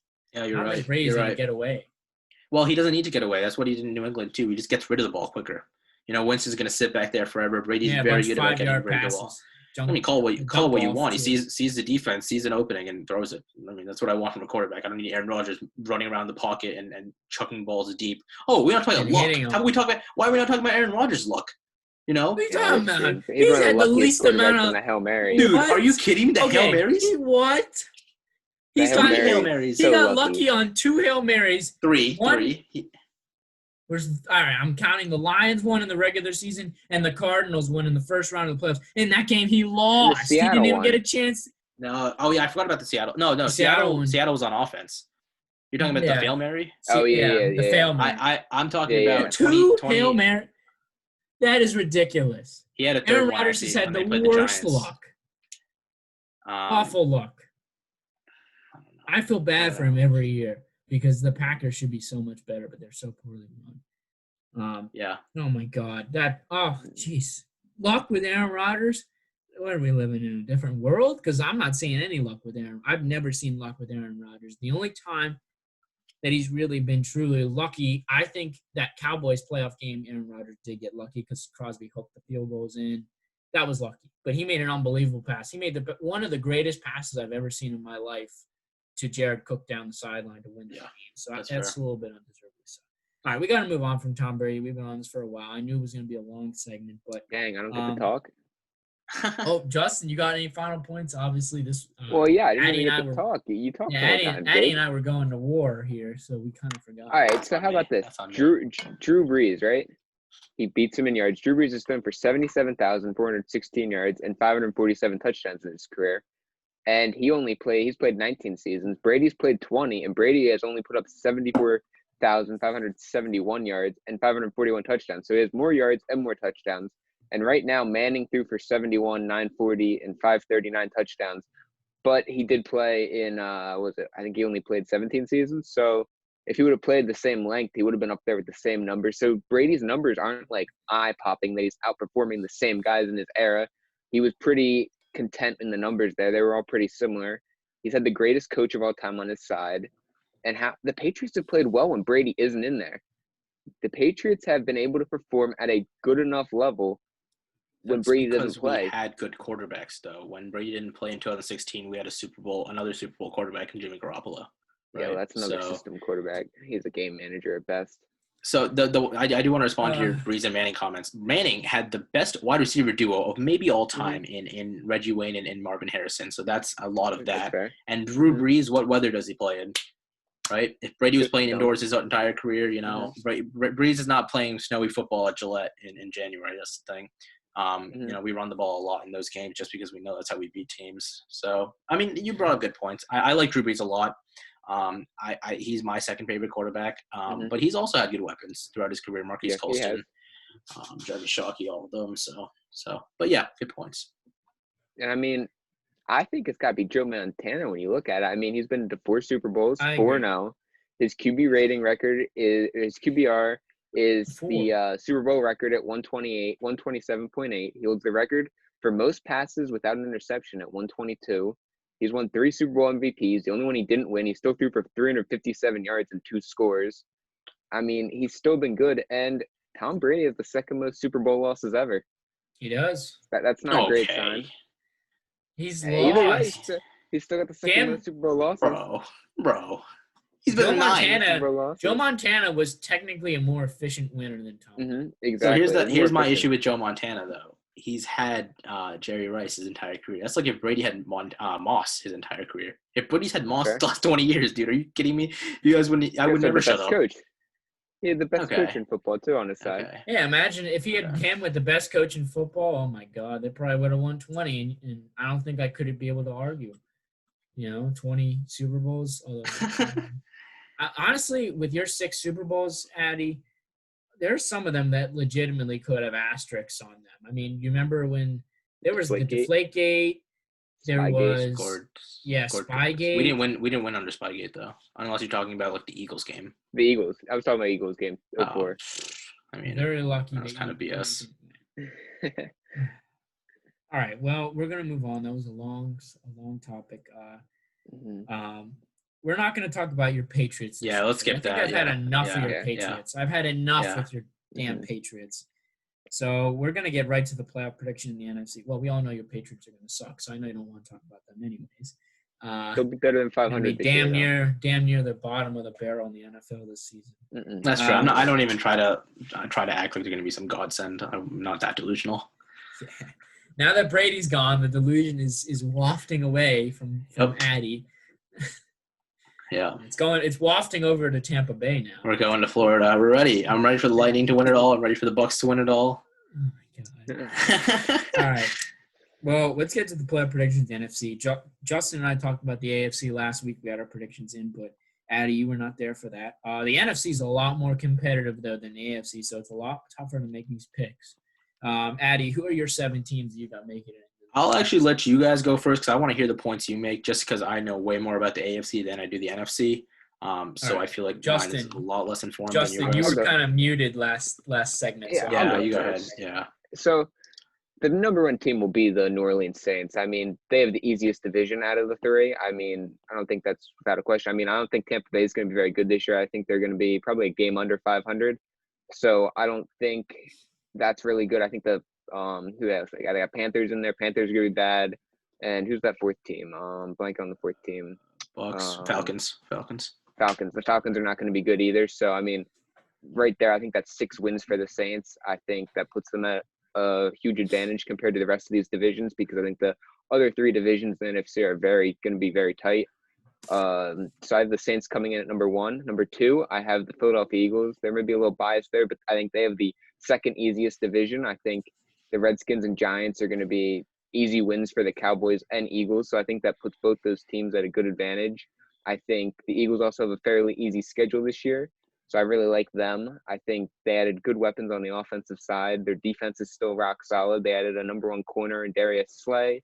The defensive line's still very good. They got the deep threat. I mean, there's no way their weapons for Carson Wentz can be any worse than they were last year as long as Wentz stays healthy. And even if he doesn't, we have Jalen Hurts. So I really like the Eagles this year. 3, I have the Green Bay Packers. I think they win the division out there. I think that's going to be another tight one. I mean, you got the Vikings. I think the Vikings are going to be good. You got the Bears. The Bears are going to be pretty solid. But I really like the Packers. I think Aaron Rodgers is going to come out on a mission this year after them kind of drafting Jordan Love. He was not happy with that. I think he has a lot to prove here. I really like them. I think this new year under the last year under their new coach, they kind of struggled early on. I think they kind of needed to adapt to the new system here. And later on, you saw in the season, they were playing pretty well. I think they'll play at another high level. And I think they will end up being 3rd in the NFC. 4th, I have Seattle Seahawks. I think they end up taking the NFC West. I have them at 4 because I think the NFC West Wait a minute. Oh my God. Okay, you can continue. I have the Seattle Seahawks at 4 because I think the NFC West is going to be a dogfight. I think all 3 of those teams are going to – all 4 of those teams are going to be very tight. I think the last place team will probably have about 6 wins in that division. The best team will probably only have 9 wins because it's going to be that tight out. It's going to be that tight out there. And then I really like Russell Wilson. I think he's the best quarterback in that division. I think he is the most talented. I agree with that. I mean, I think they have the best coach too. I really like Pete Carroll. So I think they're just the most well situated here to make a run in their division. I think the 12th man helps them a lot too. I'm not sure how that will affect them this year though, because there won't be fans. Well, apparently there won't be fans. So it'll be an interesting thing. That's the only thing I'm concerned about the Seahawks. But outside that, I do really like the Seahawks. 5, first wild card, I have the Arizona Cardinals. I'm very high on the Cardinals. I think the Cardinals this year. I think they finish with 9 wins. I really like what they added in Simmons on the defensive end. The offensive line may struggle a bit, but you got DeAndre Hopkins, so Kyler's another weapon out there.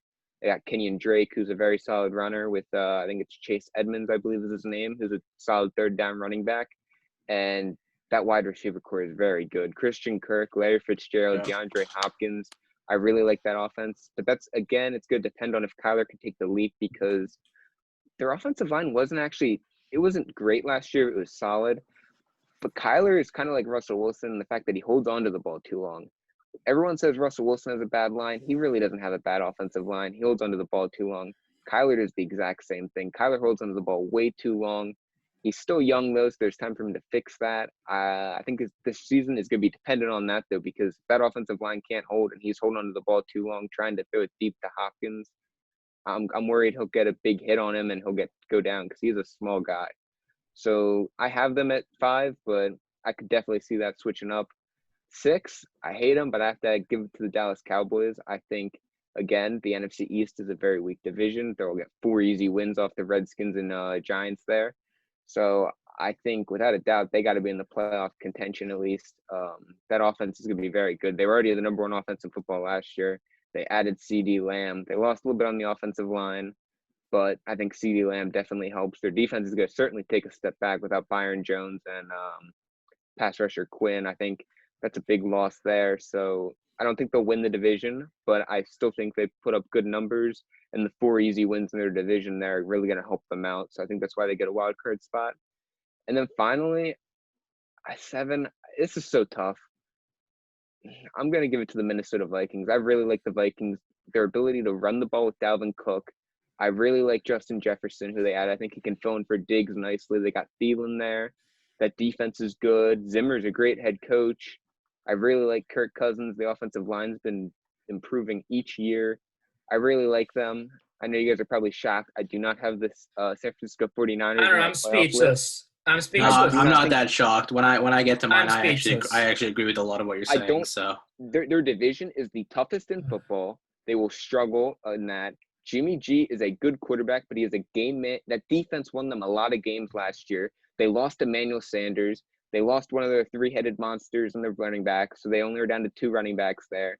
They relied on the running game a lot last year, so I think they take a big step back. People aren't expecting that, but I really do think they take a big step back without Sanders, and I think they lost.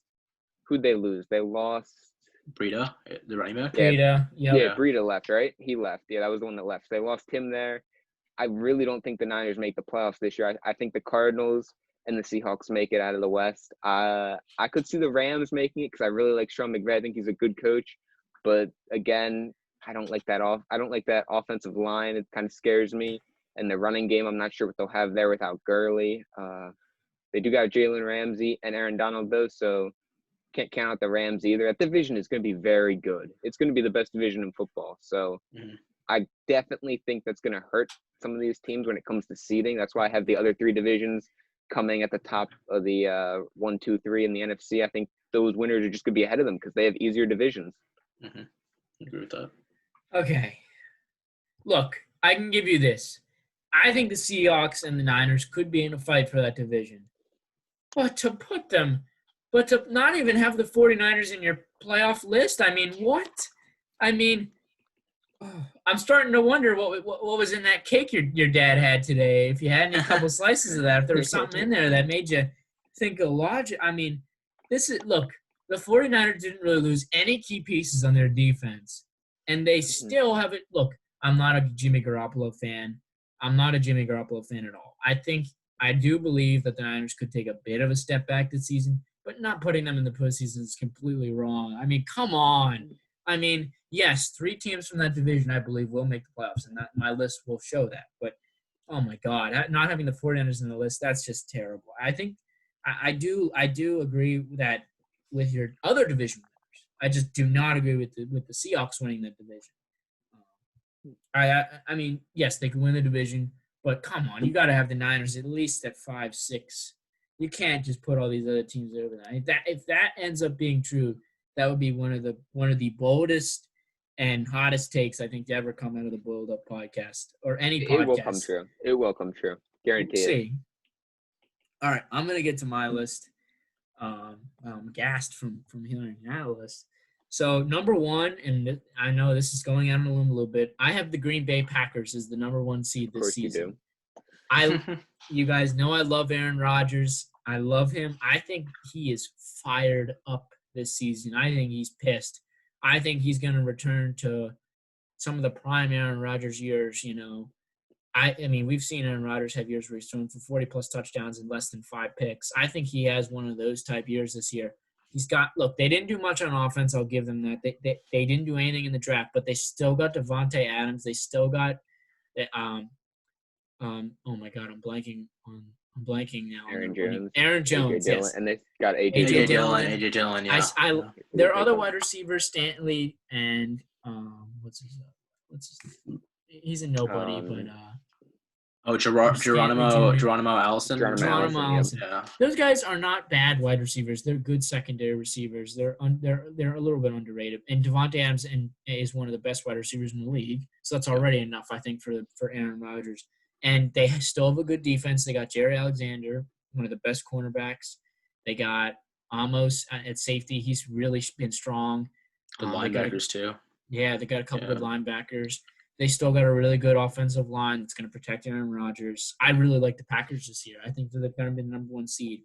Number 2, I have the San Francisco 49ers. I think that they're gonna be a top 2 seed again this year. I think you're completely wrong on that, Justin.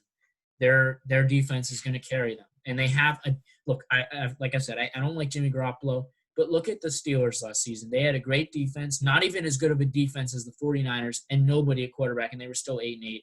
The Niners have the best defense in the NFL, in my opinion. You could have put them and the Ravens maybe at 1 and 2.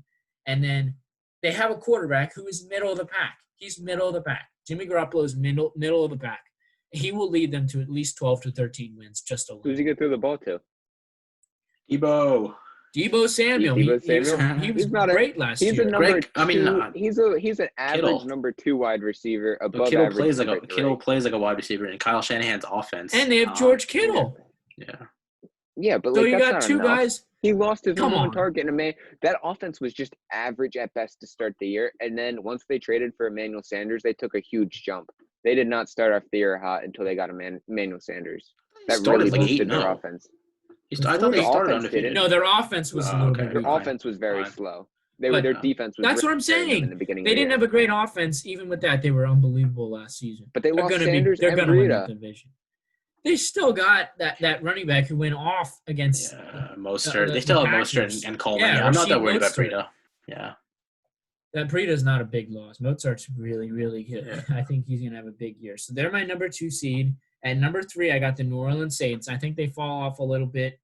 I just don't think Drew Brees has the arm strength anymore. I know he's been in the news a lot for something else these days. And who knows what team chemistry there. I think that could affect the team chemistry a little bit. I think the Saints take a step back. Their defense is kind of getting a little bit old. I think that their signing of Malcolm Jenkins is a little bit overrated. He was good for the Eagles, but he's getting a little bit older. I think he's still gonna have a decent season, but I don't think he's gonna have as big of an impact as they're probably hoping for. Number 4, I got the Eagles. I think the Eagles win the division. What about Emmanuel Sanders, though? They got Emmanuel Sanders. My problem is Drew Brees. My problem is Drew Brees. I don't think he has the arm strength anymore right now. Who cares? He's got the 2 best slant wide receivers in football, arguably. Emmanuel Sanders is a slot receiver when he's at his best, and Michael Thomas is the king of slant routes. The system is perfect. That offense is like there's no. You gotta be able to throw the ball downfield eventually. He doesn't have to though. I think Justin's right here. I don't think he has to. With that run game, he's got Kamara short. He can check down to Kamara. He can throw the slants to what's his name? And they got the deep threat, Traquan Smith. He's pretty fast. They got a guy that can take the speed take the top off the defense, and they got the 2 slant wide receivers, the good check down running back. They got a very strong offensive line.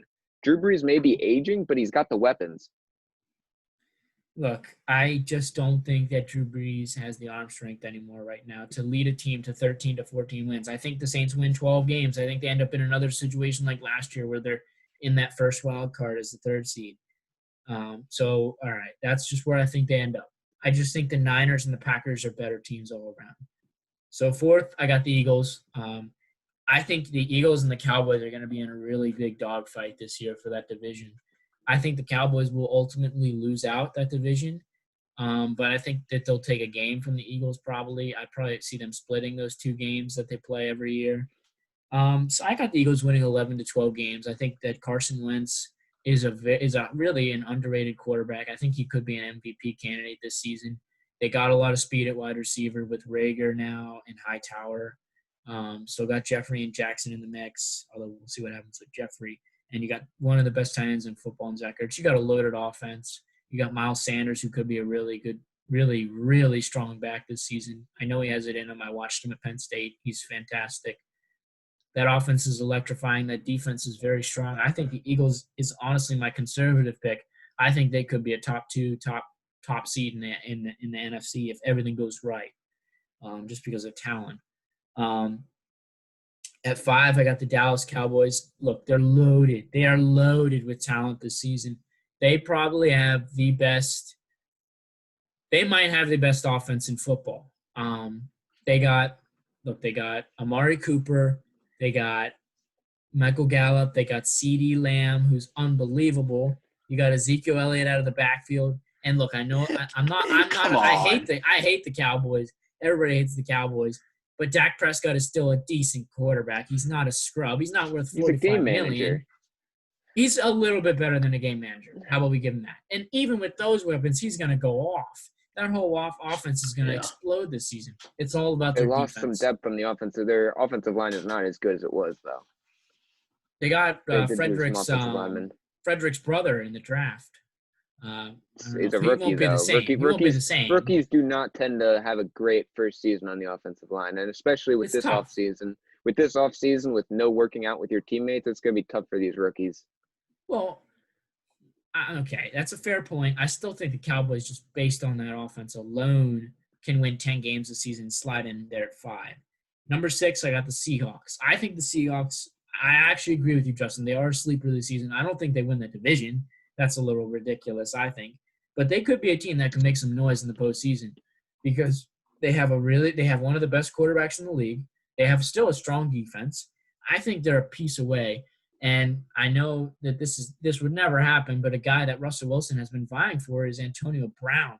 If Antonio Brown somehow made his way into the Seahawks, they'd vault up. They'd win the division, I think. He's the one piece that they're missing.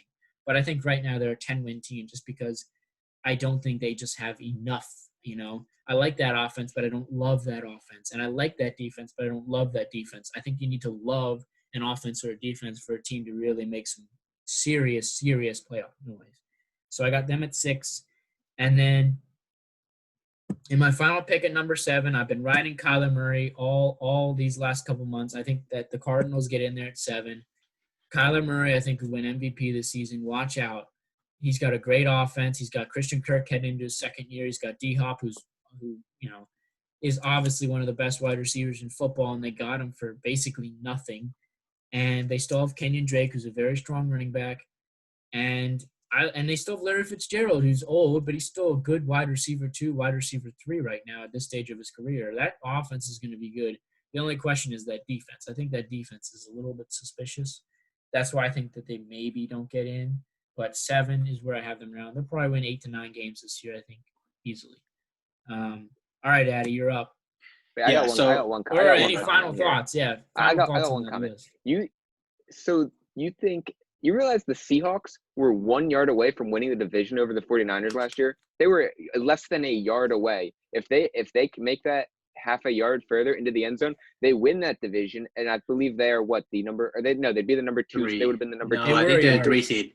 I think they would have been 3 seed because the Saints had a chance to win the – They would have been the 3 seed. Yeah, you're right. So they were basically half a yard away from winning that division. And the 49ers, in my opinion, they didn't get better. They got worse. They got slightly worse, at least. They lost one of their running backs, and they lost their best receiving weapon.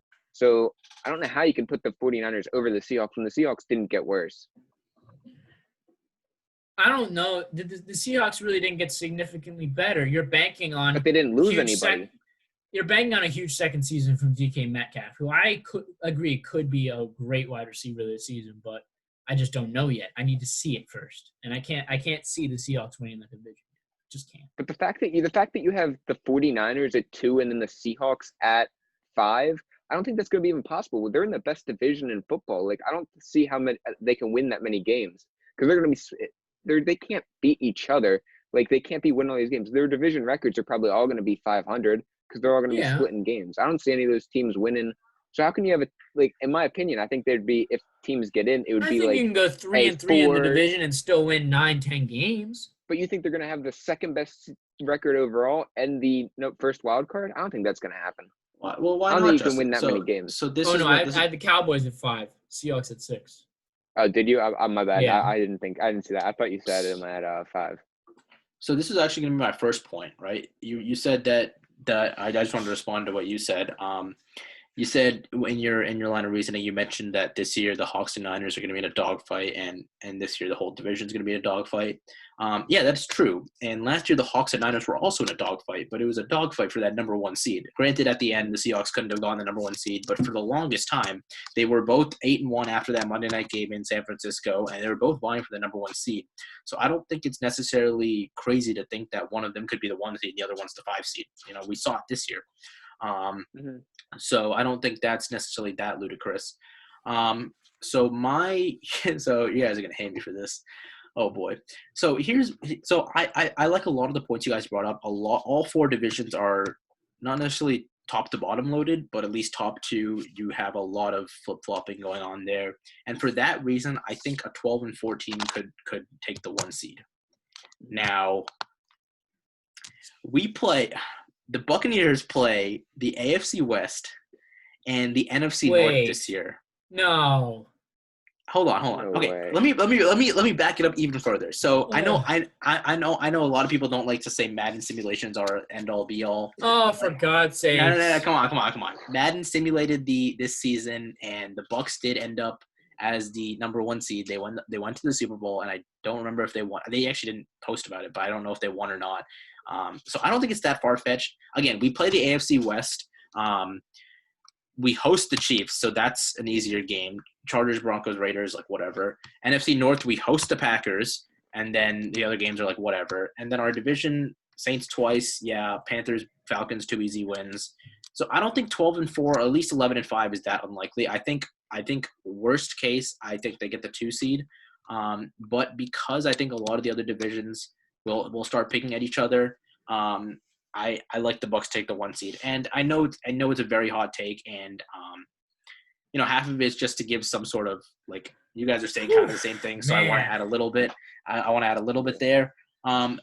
So that Tampa Bay jersey must have shipped already, so now you got to take them number 1. I mean, you're sitting here saying the Cowboys are the best offense in the league. How are you going to say that when we have Brady, Godwin, Evans, Gronk, OJ telling Howard? Me, for OJ Howard, oh my God, OJ Howard really scares The me. Cowboys were Brady's number 1. God. The Cowboys had the number 1 offense last year without CeeDee Lamb. So I mean, okay, at least they were ranked that's number fair. 1. That's fair. And in yards and everything, every metric. That's fair. I think they had an easy schedule though. The NFC East is easy. They play the AFC East, and then that's the 2 worst divisions right there. So I mean, they had a pretty, both your division and our division, Patriots division, had a really easy schedule last year. So they did. I think that's a lot to do with it. But I think the Bucs could sneak a top or a bye. Well, I guess this year the bye is only the 1 seed, so the 2 seed doesn't get a bye. But whatever. Justin, I like a lot of the points you brought up about the Seahawks. I'm not saying a big Seahawks fan, but I love what they do. I love Pete Carroll. I love Russell Wilson. The way they play, they really do play with a passion. And Jake, you're calling him crazy for all this 49ers hate. Don't forget the Rams went to the Super Bowl 2 years ago, and everyone thought they were the next gods of the NFL, and what they do last year. And I don't see why that can't be the 49ers this year. Right? I love Kyle Shanahan. I think he's one of the best coaches. I think we talked about this actually before. I love Kyle Shanahan, but that seems like a system that once you figure it out, it's not that hard to beat. And the Rams and 49ers are very similar in that they got great offensive-minded coaches. They don't have quarterbacks that can take you to that next level, though. Once the defenses start figuring it out, they don't have the quarterback that can take you above that defense. So I don't necessarily disagree with Justin's takes about the 49ers. I like the Seahawks to win the division. I don't care if they get better or not. They have a quarterback that should be winning MVP every year. The fact that he hasn't received a single MVP vote is ridiculous. He is by far the most valuable player in football. That's a fair point. That's the only good point you've made so far. I think 1 year, 2 years ago or something, he accounted for like 36 out of their 37 touchdowns. There's something ridiculous where their running backs weren't doing anything. And they flipped the script a little bit. They're the most run-heavy team in football now, but I still think that's the most valuable player in football. I like the Seahawks to take the 2 seed. NFC North, I have a 3 seed, and I like the Vikings here because I only because of the Wait. Jordan Love situation. No, that's the only reason. I think Aaron Rodgers, one of the things that we didn't talk about earlier was Aaron Rodgers is a horrible leader and he has a horrible attitude, just a terrible person outside of football. What? That's not debatable. Oh, He's like for a Christ's horrible sake. he's a Maybe he's horrible so leader. pissed off because he's had the worst coaching and management in the history of NFL for a top player like that. I mean, but that's still something you can't really be visibly frustrated about. I mean, as You the face shouldn't of be a able to franchise, show it. exactly. As the face of a franchise, you can't be doing that. I think he's holding back. If I was him, I'd be throwing. I would have quit on the team. I would literally just would have took off my helmet and. So that's what I think is And going to that's happen. why you're not in the NFL. Yeah, exactly. But if I was of Aaron Rodgers' ability and I was getting shown that type of respect from my coaches and even my teammates sometimes, I would have been, no, trade me. I honestly, and I'm rooting for Aaron Rodgers this season. I think if he plays on the Packers, they will be the number 1 seed. But I actually hope he trades out of there and gets the hell How is he out going to of come? Green Bay. But how is he going to have the balls to complain about that Jordan Love pick when he was the exact same situation? Like, come on, dude. Exactly. But my point is, Aaron Rodgers is also very injury prone, and I think this year, especially with I don't know less fans, whatever this that Jordan Love, I think if Aaron Rodgers gets injured, it's going to be a situation where he says, "F you guys, I am not playing anymore. Like I am not battling through this injury. Go play with Jordan Love." Blame him. I would not blame him. That's what I would keep an eye out for. Rodgers is very injury prone. That's one of the knocks I have against him. And I think that could be a real issue. So that's why I like the Vikings a little bit more than the Packers. The Vikings are just criminally underrated too. Like they went into New Orleans last year and beat the Saints.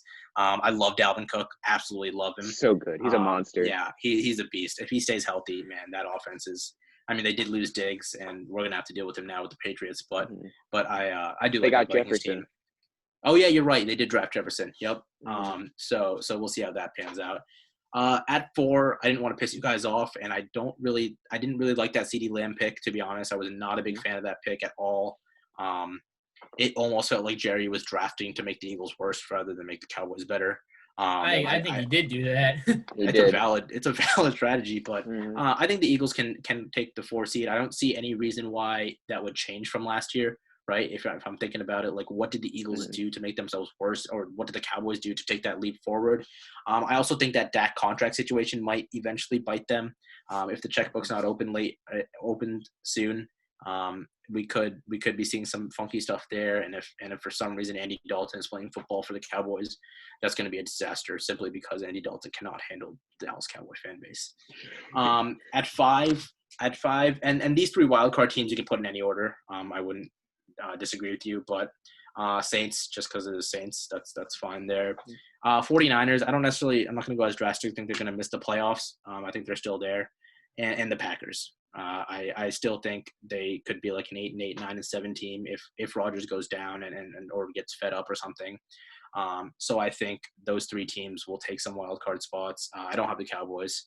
Once again, I don't see what they like. I get CeeDee Lamb, but I like Michael Gallup. I had him on a fantasy team. I liked him a lot. So I don't really think CeeDee Lamb. He's underrated. Yeah, right. So I don't think CeeDee Lamb's a necessary upgrade there. I don't know. Jerry Jones, there's something off about it, dude. Jerry Jones made CeeDee Lamb wear 88. Like, dude, he's a puppet. Like, come on. He's a rookie, and you're sitting here putting all these expectations.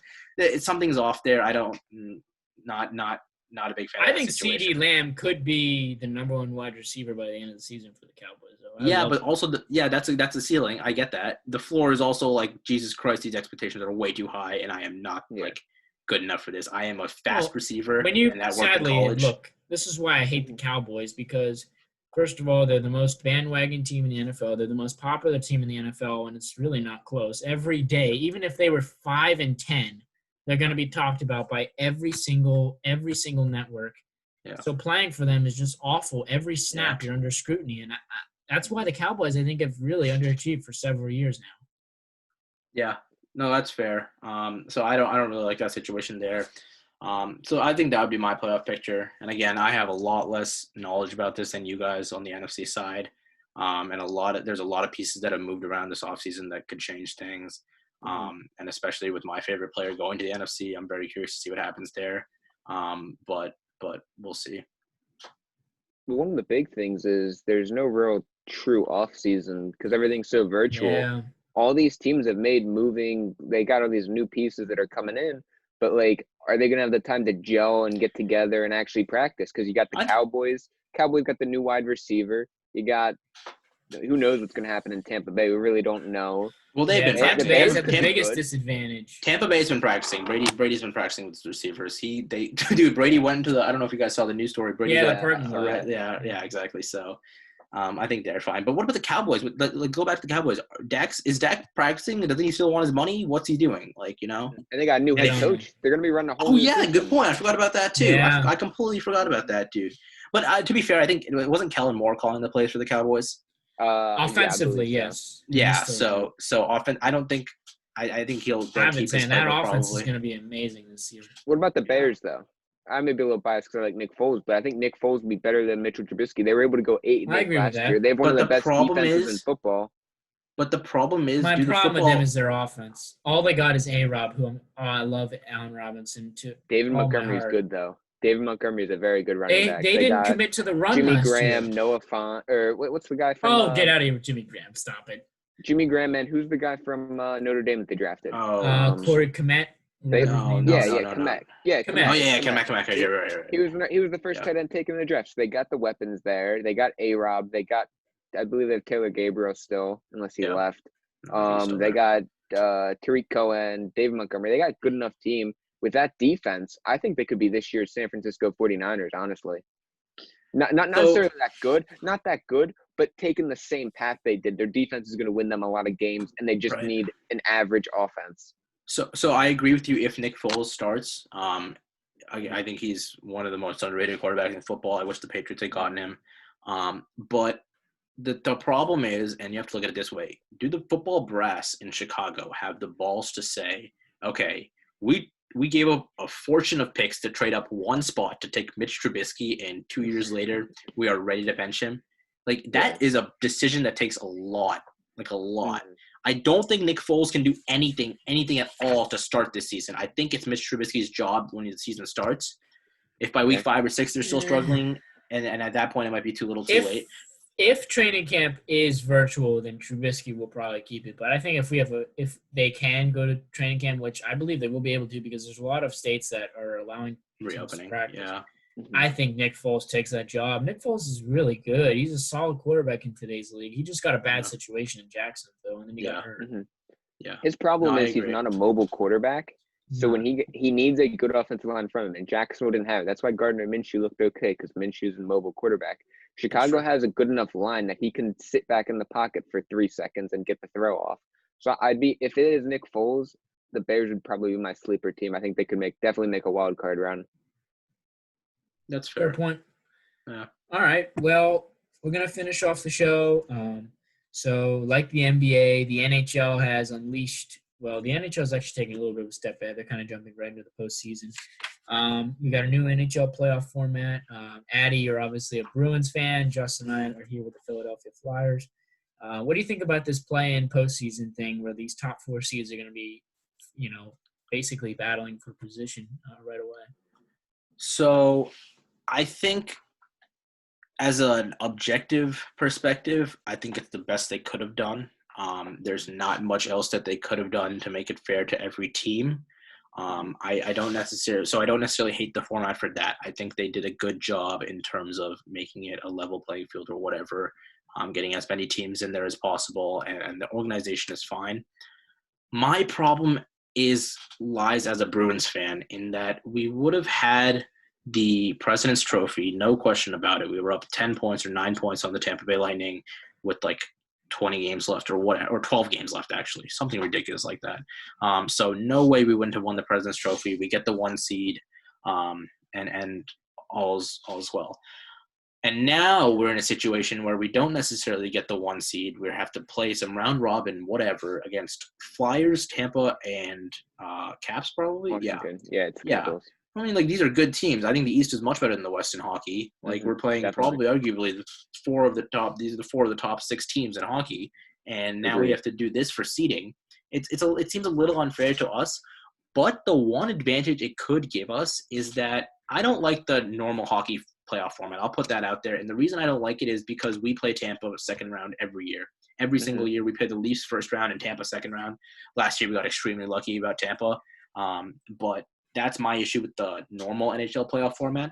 This time, I think there's a way we avoid Tampa in the second round. The other thing I like about the NHL this year is that it reseeds after every round, like football. Yeah. So that one seed is very, very important because if one underdog wins that play-in or whatever you want to call it from the 5 versus 12 or whatever that is, if one underdog wins and the one seed gets to play them, that's a huge advantage, right? And compared to the 4 seed where you're going to have to play Pittsburgh second round, right?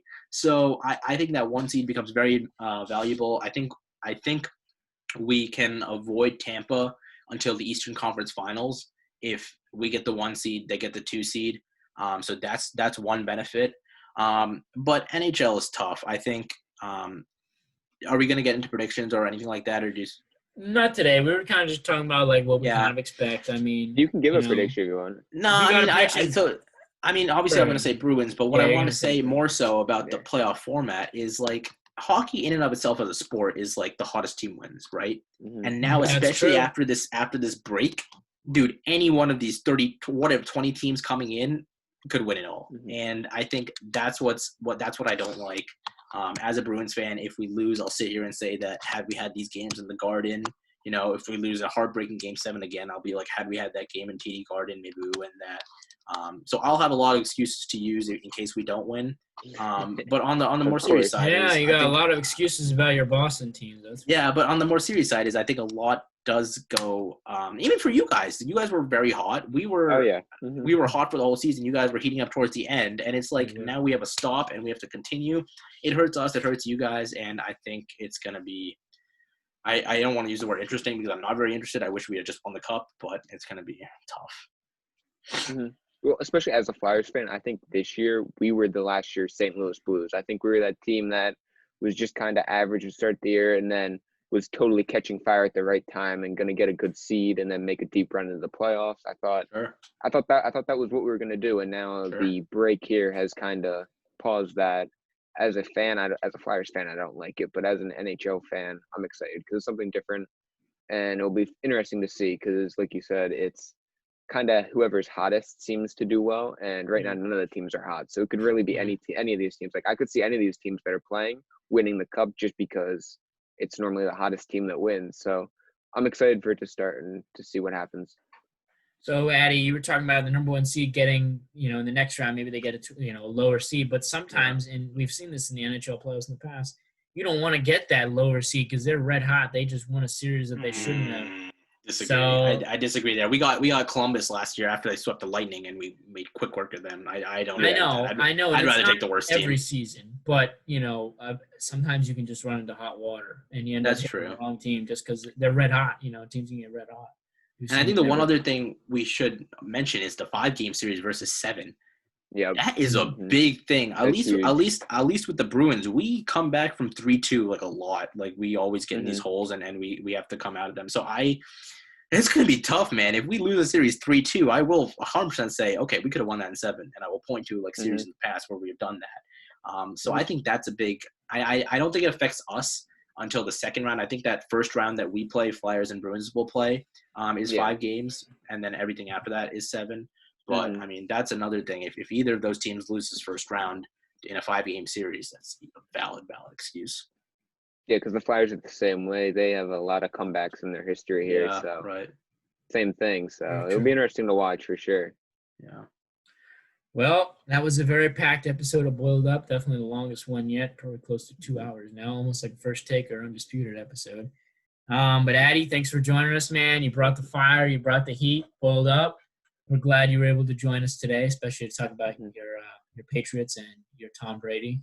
Yep. So thanks for coming, man. Yeah, always happy, man. Let me know if you want to have me again in NBA playoffs. If our teams play each other, we can analyze a series or something. That'd be great. Sure. Yeah, for sure. Yeah, it was a lot of fun. Definitely. All right. Well, that concludes episode 6 of the Boiled Up podcast. Everybody try and follow us on Instagram, and obviously subscribe and like our YouTube videos. And obviously Justin's part of the Teed Up podcast. They had a big guest yesterday. They had Ryan Hollins. Check that out. NBA. I won't say. I was gonna say NBA legend. How about 10-year vet. NBA 10-year player? vet. He's a first take legend, that's for sure. Mhm. That was unbelievable. So yeah, check those guys out on YouTube. Mhm. Like and subscribe to them as well. All right. Peace out, everybody.